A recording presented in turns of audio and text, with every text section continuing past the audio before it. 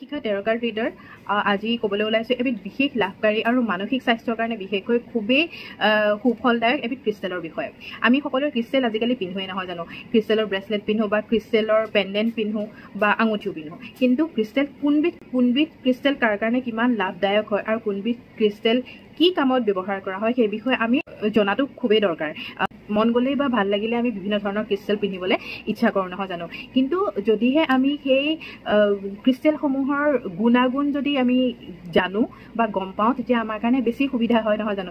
মানসিক স্বাস্থ্যৰ উন্নতিৰ কাৰণে বা ইম'চনেল ব্লকেজ কিছুমান আমাৰ যিহেতু থাকে, সেই ইম'চনেল ব্লকেজবিলাক আঁতৰাবৰ কাৰণে, তাৰ লগতে ৰিলেশ্যনশ্বিপ সম্পৰ্কবিলাকত যি নিগেটিভিটি আছে সেই নিগেটিভিটি আঁতৰাবৰ কাৰণে আৰু যিটো আত্মবিশ্বাসৰ আমাৰ অভাৱ হৈ যায় সেই আত্মবিশ্বাসটো বঢ়াবৰ কাৰণে আমি এইবিধ ক্ৰিষ্টেল ব্যৱহাৰ কৰিব পাৰোঁ। ৰ'জ কোৱাৰ্টছ একদম পুৰা নেচাৰেল ক্ৰিষ্টেল হয়। এইবিধ যিকোনো মানুহে পিন্ধিব পাৰে, যিকোনো ৰাশিৰ মানুহে এইবিধ ক্ৰিষ্টেল ব্যৱহাৰ কৰিব পাৰে।